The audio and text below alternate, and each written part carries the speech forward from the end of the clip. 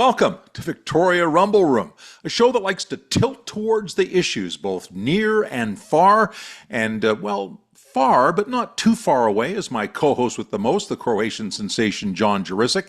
And John, plenty to talk about. Never ends, does it? So glad to be on here, and I'm so excited, Robin. Andrew Weaver is coming up in a few minutes to give us his take on the carbon tax. Always a fascinating interview. Conservatives are gaining a lot of momentum, promising to axe the tax. So we'll see what Andrew has to say about that. For sure, he's not happy with Pierre Poilievre. That's a headline all by itself, I guess, John. We also have Daniel Marshall coming on the show.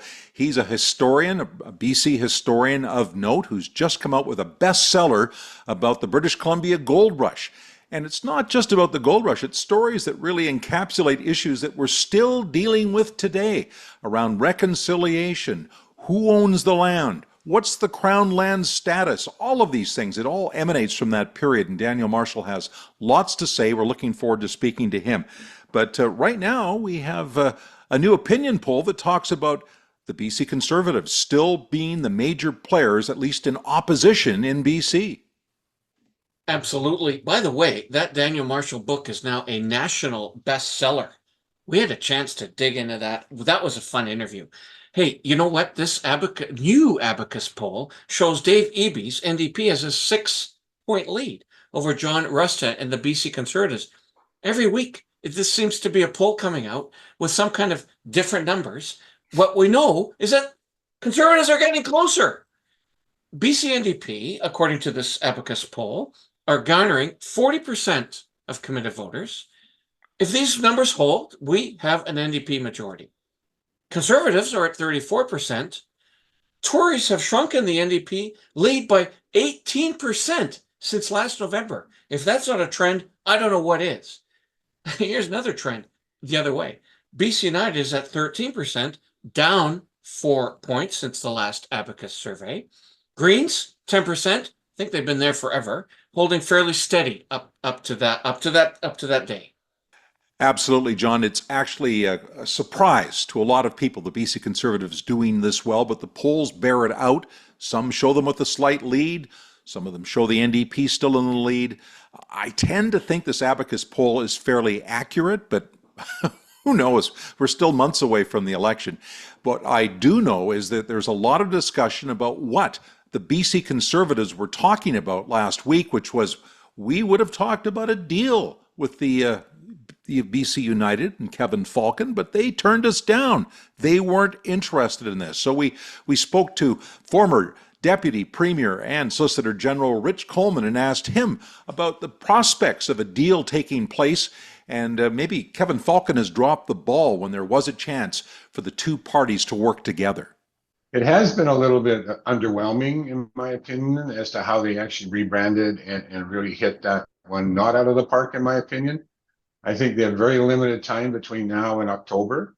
They also ran into a situation where, they had John Rustad, leave caucus, not voluntarily necessarily, and then end up as a conservative, and then the conservative leader. And there's this huge bump taking place in politics in BC and in Western Canada. And Pierre Poilievre's, the name of the Conservatives and Pierre Poilievre is the leader, particularly in Western Canada. So there's a bump there. How long did bump last? Does it last into the fall? I don't know. But I mean, the solution would be, to get together and solve this thing between these two parties and try, from a political perspective, a guy that's a center, a center-right guy who's lived in this coalition all my life. It would be, I wish you two could get together, because otherwise it's a pox on both your houses, and the people that lose, in my opinion, are the people of British Columbia.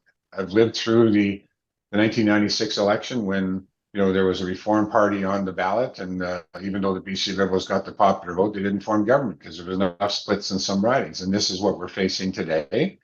I think the business community, absolutely, but I think a lot of people are thinking they're kind of concerned about what this may look like if we can't get some coalition or work together between these parties to hopefully at least form some basis of an organization that can actually be either a very strong opposition or form government. For certain. We'll get Rich back again next week for a longer look at the plight of BC United. It really seems like the BC Conservatives have stolen the center-right playbook and are getting a big boost from Pierre Poilievre's federal conservative message.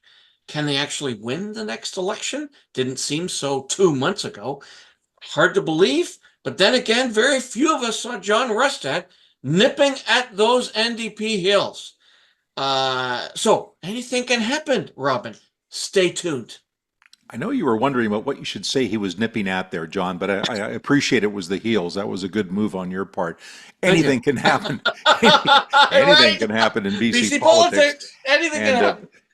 it's a journey to the great unknown. We'll enjoy following it now in the days and weeks ahead, as will our next guest, Andrew Weaver, who's the former leader of the Green Party and has lots to say now as a pundit. And, there's a lot of talk because of the BC Conservatives and the federal Conservatives are talking about scrapping the carbon tax. Well, that is a dear tax to someone like Andrew Weaver, who is determined to stop global warming. So we wanted to ask him about Pierre Poilievre and John Rustad and this whole Axe the Tax movement. What does he think of that? Let's zoom him in.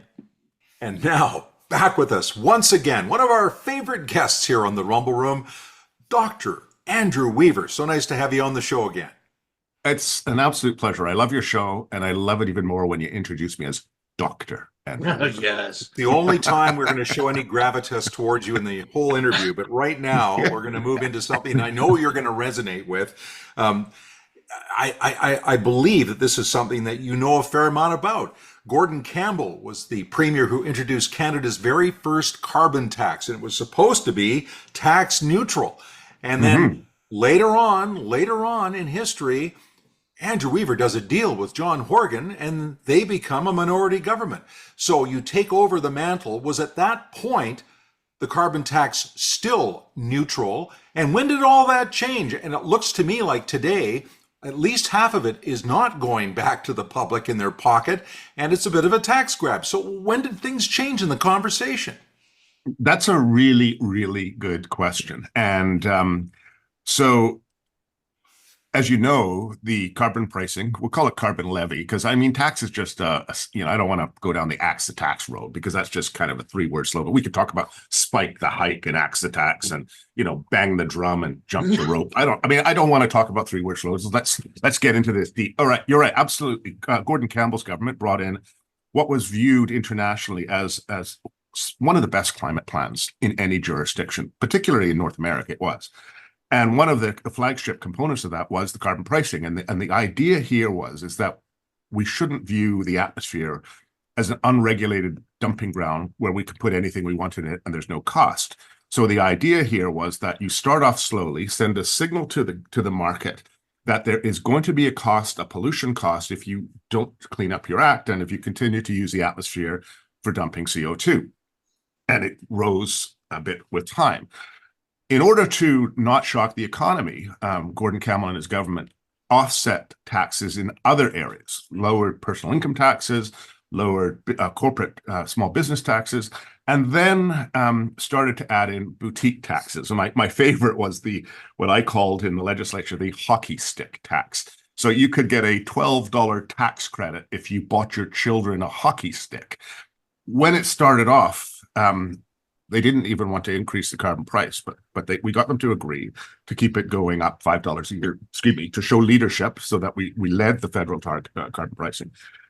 But the NDP made a political decision at that point to no longer make it carbon revenue neutral. Now, that's a political decision based on ideology. It would not be a decision based on economics because, the economists out there would say that it really is not affecting the economy in any negative way. If it's revenue neutral, what you're doing is sending a signal to the market that you want the economy to switch to greener solutions. And it did do just that in BC. We saw the growth of the clean energy sector. We see the adoption of EVs in BC. That's second in business then start to make planning because they don't want that liability on their balance sheet. They want to get rid of their carbon emissions so that they don't pay the carbon tax. So it was really working. It's somewhat problematic that the carbon pricing in BC has moved away from revenue neutral to revenue generating. Now, the solid so what you're saying is Pierre Poilievre has a point. When he starts No, shouting, Pierre, tax the tax, he is actually pressing a button because people feel they're being unfairly taxed. While before, there was really a rationale that had a lot more to do with the environment, a lot less to do with collecting revenue. no, Pierre Poilievre doesn't really have any ideas on anything other than three-word slogans. Spike the hike, axe the tax, bang the drum, build the bridge. I don't know. He just comes up with three-word slogans, and then puts comma blame Trudeau at the end. I don't know what he stands for. Frankly, nothing as far as I can see. Mr. Poilievre's Appealing approach to a is lot of people. He's appealing to a lot well, of of course he is. I mean, He's I'd going to win a appeal to landslide victory next year if the poll. we'll see. We'll watch that. I'd appeal to a lot of people if I stood up and say I want to give you all $100 bills because I just feel good about that. Like he's just saying stuff on purpose to try to drum up anger to get support to win. It's not a quest for policy and governance. He's in a quest for power, and God only knows what he would do with it because he's not told anybody. He's told people what he doesn't like, but nobody actually knows what he does like, and that to me is very troubling. And so we can come back to BC and ask the question: how did axe the tax work for the NDP when they ran in the 2009 election? You'll remember they decided to come up with the exact same slogan, and the NDP in BC ran an axe the tax campaign, and they got eviscerated for that. And in an election that nobody actually thought the NDP were going to lose, they got spanked because of the cynicism embodied in axe the tax with no other plan. The reality is carbon pricing is critical if we want to deal with climate change. And if we don't deal with climate change, we're in very, very serious trouble. So it is a necessary policy.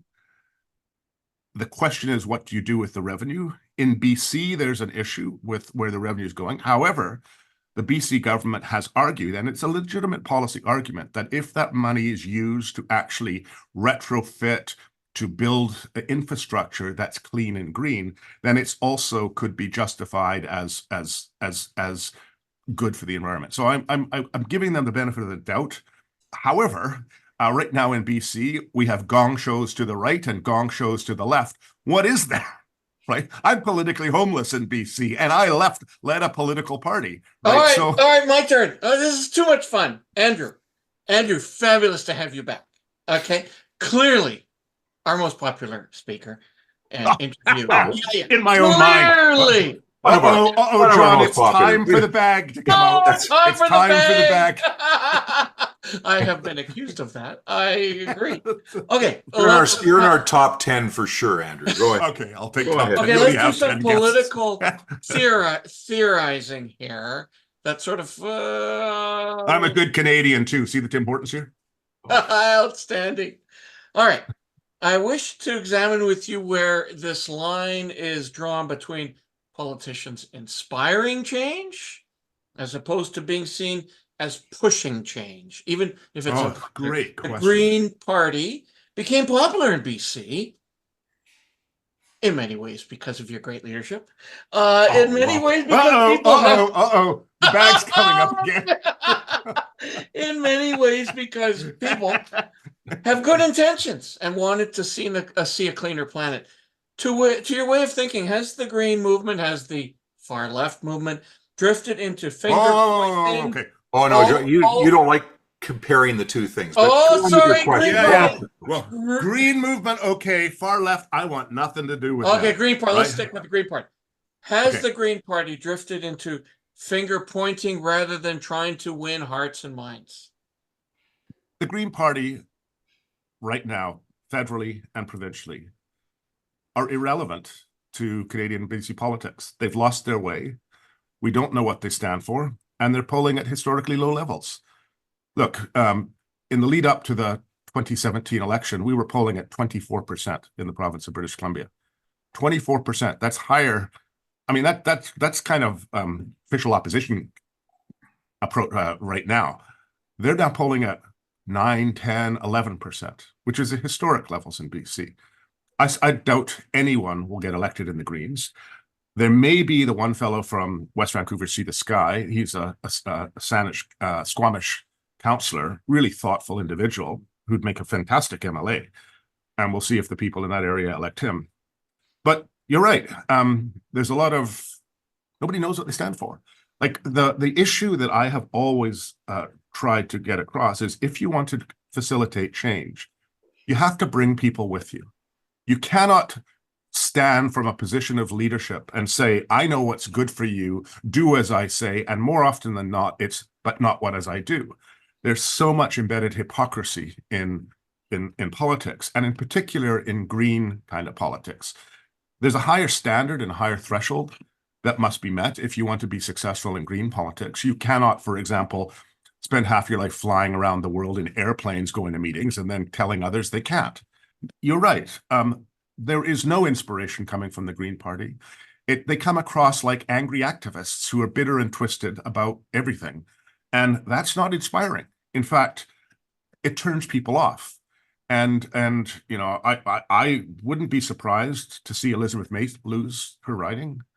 Like, I voted for Elizabeth May. I didn't vote for her last time. I'm not voting for her again. Best before date, I think, is passed.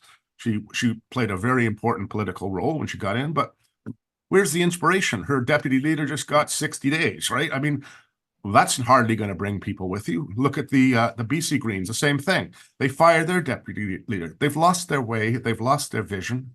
They've lost what they stand for. And Sonia Personneau is going to be running in Victoria Beacon Hill. Well, I don't understand that decision. I mean, if you were to go into the province of, into Victoria, into BC and ask, what is the safest NDP seats in BC? You'd probably come with Vancouver, Mount Pleasant, and Victoria as the two safest seats. She obviously didn't think she could win in her riding. Some of her riding is in Langford, and just look at the Langford behavior of the Langford Council, and obviously that turns people off.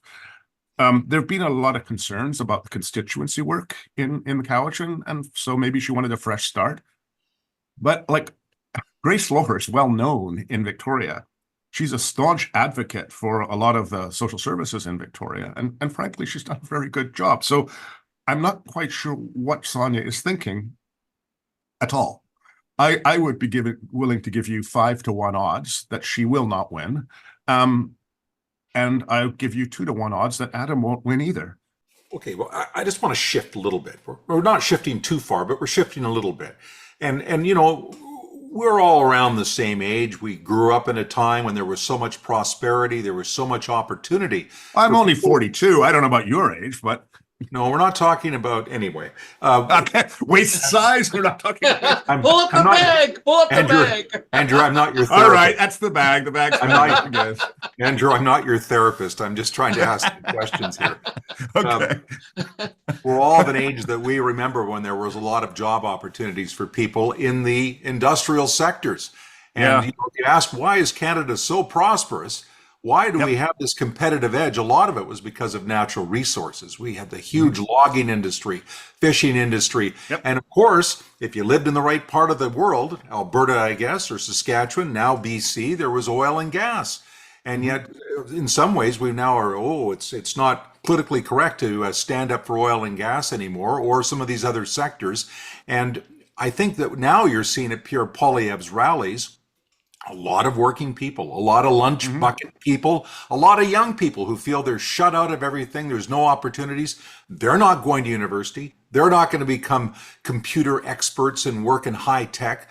So, you know, really there's an open area there for someone to slide in and say, I believe in these things still, and I want to lead you. So, you know, do you agree that that message is resonating for that reason, that people feel that times have changed and they've been left behind? Yes, I do. I completely agree. And I think that is because of poor decision-making and poor messaging of other political parties. Again, I come back to, I'm not advising other political parties on what they do, but I do know what we did. Again, I recognized when I was leader in BC that mining, forestry, and the oil and gas sector were historically quite important to the British Columbia economy. Often it's overstated, the significance of them to our GDP, because the tech sector and construction, frankly, are the big drivers. But with that said, one of the first things I did was tour the coal mines in the Elkford Valley when I was elected as an MLA. And I toured many mines, in fact, and I toured the forest sector. The reason why is what we have to recognize is it's not about saying, no, we don't want mines or forests. That's the wrong statement. And unfortunately, there are too many activists who take that approach. What we should be arguing for is, look, we are a jurisdiction that is second to none in terms of the quality of the environment we have around us, our education system, which we have incredible, we can create skilled workforces. Look at our beautiful natural environment. We can attract and retain the best and brightest in the world. So why aren't we using our strategic advantages, our natural beauty, our access to renewable energy, our access to an educated workforce, to not try to attract industry, whether it be resource-based or, even more importantly, the value-added manufacturing sectors, by enticing them with access to clean energy? Because there are companies around the world who are trying to, many, who are branding themselves as clean, recognizing it's consumers want cleaner products. We have it all. We should be building manufacturing facilities in Terrace on the railway line between the deep port of Prince Rupert and the gateway to Asia, and the railway line ends in Chicago, the gateway to Eastern North America. These companies, if they were manufacturing there, would have access to clean renewable energy produced there by the wind fields around Chetwynd, the hydro dams in the Peace, and we have solar, we have biomass. But we have an inability to think creatively in this province, largely because of the elephant in the room, which is BC Hydro, which in essence controls energy in this province. You know, if we really wanted to be innovators, we would allow a mining company to work with a clean energy company to buy the power from that clean energy company, where the clean energy company is building that power within partnership with a local Indigenous nation who are operating that company. And but we can't, because BC Hydro is the only company that can buy your power, and BC Hydro controls it all. So we have regulatory barriers in this province that are essentially not allowing us to take advantage of these opportunities. I do not think we need to continue down the path in the oil and gas sector, at least from the perspective of the unconventional resources. Sure, no one's arguing about conventional resources, but you know, look at what we're doing to northern Alberta. Look at what we're doing through the hydraulic fracking in the very deep regions, which are going to create fugitive emissions and methane, et cetera. This is not a sustainable pathway, because we know what the end point is: uncontrolled climate change. The end point of that is we are no longer here as a civilization. That is the end point of where we're heading. People need to recognize that. We're not at that endpoint. There's lots of time before we get to that endpoint, but the trajectory we are on is for the collapse of our civilization. I mean, you don't have to be a rocket scientist to know that. Just look at the Pacific Ocean in the spring. When the sun comes out, phytoplankton bloom because the sun's there, they use up all the nutrients and they collapse. Go to the people of Easter Island, go to the Mayan culture, go to the Anastasies. You could go to historical societies of humanity going back, boom and bust. And we're on that trajectory because we cannot sustain our existing systems in a 4-degree warmed world. It's just not possible. Wasn't that great? Always one of our favorite interviews. And guess what? We'll be hearing from him again in another week or so, because you know what? There's never a topic that he's not happy to take a crack at. Absolutely. And he's great inoculation for us, John, because people think, well, John and Robin, they are former chairs of the Chamber of Commerce. They're business guys. They're obviously right-wingers. And then we bring Andrew Weaver on and he stirs the pot. And people who sometimes really like our show say, what do you got him on for? And we say, well, it's because we're a show that likes to share ideas. We don't always have to agree with Andrew Weaver, but we sure enjoy what he has to say because he says it so well. And we'll continue to have him on for sure. And, you know, we really like to have these debates, and we wonder sometimes where these debates come from. What's the genesis of some of these discussions? Well, wouldn't you know, some of these arguments have been going on for 170 years, as we will find out from Daniel Marshall, who has just come out with a new book that talks about the gold rush. It talks about colonization in British Columbia. It talks about who owns the land, what's the Crown land, what's the property rights for First Nations, all sorts of things that are still being tackled today. It's fascinating. So it's time to zoom Daniel in. Joining us in the Rumble Room for the first time, an award-winning author, also a professor and historian, Daniel Marshall. Welcome to the show. I'm so glad to be here. It's lovely to see you both again. This is quite exciting to be on Victoria's Rumble Room. So many of our guests feel that way, but thank you very much for saying it. Your new book is Untold Tales of Old British Columbia, and apparently it's flying off the shelves. Is that right? It's unbelievable, you know, but on Amazon, It's flown off the charts. It even got into the top 100 of Canada. It's still sitting there as a bestseller. And so Great. it's That's great. remarkable. I know my publisher is very happy indeed. Well, that's fantastic. And now apparently a lot of these writings are writings you did previously for Orca. So you've compiled writings that you've done over the years on various topics, and it paints such a vivid picture of Vancouver Island when it was, of course, just a Hudson's Bay outpost, and then it was a colony, and then, of course, with British Columbia became a province of Canada. And it was that evolution that you talk about. And let's get back maybe to the early part of it, which would be the First Nations. And I was really interested in your early chapters where you're talking about the Indigenous people. I think a lot of us feel that the Indigenous people were much more primitive, and when the Europeans came, the Europeans just took total advantage of them in terms of trade and everything else. But from your book, it sounds like the Indigenous were certainly no strangers to trade and extremely competent in terms of dealing with fur traders and new arrivals. Oh, absolutely. Absolutely. You find that time and again. I mean, you could start with, say, Captain James Cook. I mean, if one took the time to read his account, he describes the Indigenous people, in this case, the Moachat, part of the Nuchauna people, as the greatest mercantilists he had ever come across in all three of his voyages of discovery. It's a fascinating account. More British Columbians should be aware of it.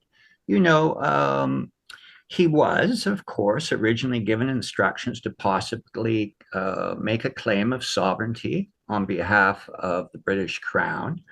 But when he came in, he could see quite clearly that the Moachat people under Chief McQuina knew in no uncertain terms that they owned that land and everything on it. And of course, Cook tried to, whenever asked, to pay for any of the resources they might use. But the point of this is, at the end of the day, he could see that that land was occupied, continuously occupied by these Indigenous peoples. And so did he take sovereignty there? No. But generally speaking, you find time and again, even through Hudson's Bay Company accounts, as you know, once they established themselves on the coast, that they are also engaged with Indigenous nations, hiring interpreters, learning languages in order to perfect conversations, and trading agreements. Again, these historic trade relationships, which, well, before the coming of the Fraser River Gold Rush, you know, which upset that whole world quite tremendously, these early encounters, many of them were compacts of friendship and mutually beneficial to each other. The Hudson's Bay Company, it can be argued, even worked within the pre-existing systems of Indigenous law. My good friend, the historian Richard Mackey, as he always says, the success of the Hudson's Bay Company was that they grafted their company operations directly onto these extensive Indigenous trade networks, you know, these trail systems all up and down the coast and eastward also. You know, it's an area that we certainly do not study enough.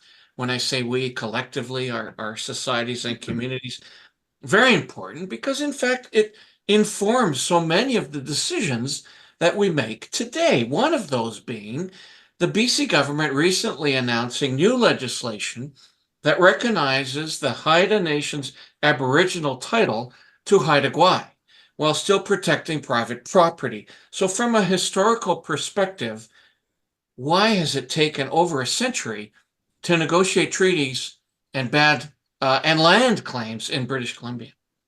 Well, that's a dynamite question and a very complex question, but let me give it a try right off the dot. That there was never any explicit directive from Britain, from the Imperial Office, to the emergent colony of British Columbia, to people like James Douglas, to undertake treaty making. Why is that? Now, I don't go into all the details in this book. This book I've written, Untold Tales of Old British Columbia, uh, is obviously written for the public, for the larger publics. My hope to get these sorts of stories out to our public. But the truth be known, it's very interesting. To understand British Columbia, you need to put it in larger context always. In the case of Untold Tales, I'm particularly interested in placing British Columbia in a north-south context of the Pacific slope. But getting back to Aboriginal title, no directive given to make treaties. Fascinating. Why is that? Well, in the case of British Columbia, you have this immense gold rush sweeping in. The year 1858 is a year of chaos. And let's remember, though the 49th parallel had been extended to the Pacific coast in 1846 by treaty, um, that was an imaginary boundary. I think it was possibly the Duke of Newcastle referred to it as an imaginary boundary. So while this diplomatic treaty had been made, they had not marked it on the ground. There were so many Americans who swept across the 49th parallel without even knowing it. Many who felt or hoped that the Fraser River would be found south of the border within American territory. And we say 30,000, 33,000. The fact of the matter is, we don't know. There are, in fact, contemporary accounts that suggest it could be as high as 100,000. We don't know because there's no civil authority. And again, from looking at it all from way back in Britain, all they knew is that this gold rush was happening very rapidly. And from their perspective, the one thing they wanted to ensure is that the California experience would not happen north of the 49th parallel. Look, if somebody took my grandfather's land and come in, let's say the Americans moved in and took my grandfather, my great grandparents' land, I would be pretty damn pissed off myself. And generations later, I would be still fighting for that. So I fully appreciate and understand that. But I also want to remember this. Under Governor Douglas's reign, something decidedly different happened here. Okay. And it's worth remembering because what was it? It was very much about a partnership, a continued partnership with Indigenous nations. And that's what we have to get back to. How about switch perspectives a little bit with this next question? I see with interest that you write about the foundation of Victoria's Chinatown, the oldest Chinatown in Western Canada. Apparently, Chinese business people in San Francisco saw opportunity within the British colony and equal treatment under the law. How were things different when comparing the California gold rush to the gold rush in BC? You've already referenced an answer to that, but within this different context. Well, the height of anti-Chinese discrimination legislation within, in this case, California, we're speaking of, was such that non-white people could not give testimony in a court of law. I'll use that example. We could go on about this too. Being discriminated, being given ultimatums to move out their mining claims, so on and so forth. And the story I tell in Untold Tales, and it's quite remarkable, as I tracked down this one quite singular individual by the name of Tonga Chick. Tonga Chick, prior to going to the California Gold Rush, had attended a school, learned the English language, and quickly had become an interpreter for the British in Hong Kong. Once in California, he quickly became the lead voice to the California government, to the governor himself, with regard to what was occurring to Chinese peoples and their rights or lack thereof in this case. And so this is all approximately concurrent with the Fraser River Gold Rush. And so we have evidence that this individual helped facilitate the buying of the original 20 lots of what is today's oldest Chinatown in Canada, the Chinatown here in Victoria. And why did they come? In part, well, one of the main reasons, over and above the attraction of gold, this third great mass migration that was witnessed here, was for freedom, for freedom. Because here, again, people like um, Justice Matthew Bailey Begbie guaranteed equality under the law. James Douglas guaranteed equality under the law for all. There was no head tax on the Chinese, as in California. There was a universally applied crown system, the miner's license. It didn't matter where you were from or what your background was. Everybody was equal before the law. And so this is one of the striking differences between either side of the border. If you look at old Oregon too, prior to partition of it, you have the Oregon Trail conveying hundreds and thousands of new American immigrants out to the Columbia River region. And yeah, they're bringing with them a different sort of perspective on life, shall we say. It's interesting, though, I think that your book really gives a feeling that British Columbia at its beginnings, and I include Vancouver Island in this, of course, Vancouver Island more prominently in the beginning, was very much colorblind and very much about the order of law, that Queen Victoria wanted the preservation and protection of Indigenous people, but she also wanted progress at the same time, and those two things didn't always work in concert, so that caused problems. And I wanted to just ask you before we let you go about labeling. Now, I know your family came to Victoria, Saanich, I guess, back in the 1800s, and your family has been here for generations. Sure. And my family came here in the 1830s. They settled in southern Ontario and eventually ended up in Armstrong, BC, a long time ago. So, I concede that the first to arrive, the ones who arrived from Scotland in my case, were colonists, and they were settlers. And they settled in Canada to build a new life and to create a new country and all of those things. But today we're hearing this coming out all the time from certain people of a political ilk who use it almost as a label. Oh, you're a settler, you're a colonist, and it's a differentiator. And in many ways, it can be derogatory. So, as a historian, what is your feeling about this? Is this a byproduct in your mind about reconciliation? Is this sort of an outfall of that we're now suddenly being tagged as, I don't know, settlers and colonists, but not really part of this country? I think this is generally the question of our time, and it's not unique to British Columbia or Canada, but perhaps could be extended to the entire Western world in this moment.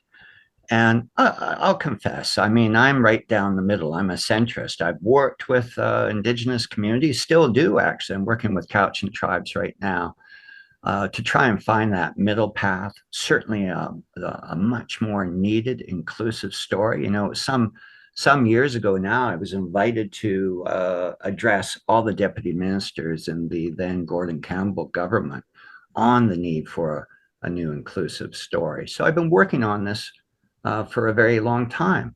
But the kind of polarization we're seeing today, and so fueled by social media, right? And I mean, it's just not this question, so many where you have the effect of social media exacerbating these divisions and tensions. I'm not trying to say there wasn't racism. I talk about it to a degree in my new book. But I think the climate we're in today is neatly exacerbating these divisions at times, and also we're fraught with amateur practitioners of history who really are perhaps promulgating a bunch of nonsense. Well, I sure learned a lot listening to Daniel Marshall. Great to have him on the show. Highly recommend his book. And it's great to learn the real history of the province of British Columbia. People keep allocating things that they say, well, I heard this or I heard that about things in the past, and this is why they should take down the statues. And a lot of it is bunk. And it's great to have historians that actually research and convey that information. And on that note, John, it's time for us to say goodbye and again tell the folks how they can regularly follow the Rumble Room. Yeah, you're right, Robin. History by anecdote and history by tweet doesn't cut it. Great to hear from Daniel about some of the origins of what is generating a ton of interest on the Rumble Room.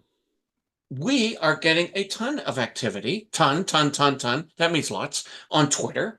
Twitter's now our main engine, our main vehicle by which we let people know about what we're doing, and they let us know, don't they?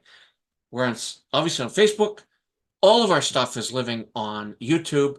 We also have a podcast version of our show. We're on Instagram. I occasionally put our clips on TikTok. That generates a lot of interest. Such a fun show. So much learning. Thank you to everyone. All of our interviewees. Thank you, Robin.